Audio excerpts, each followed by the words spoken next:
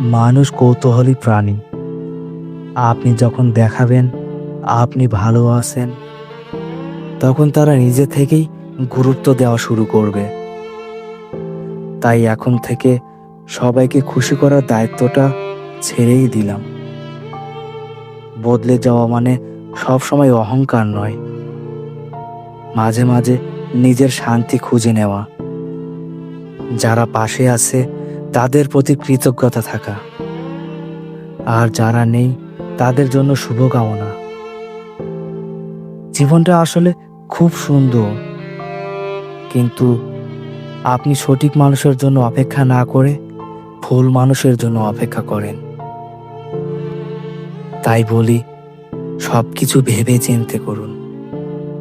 সময় খুবই মূল্যবান, খুবই মূল্যবান।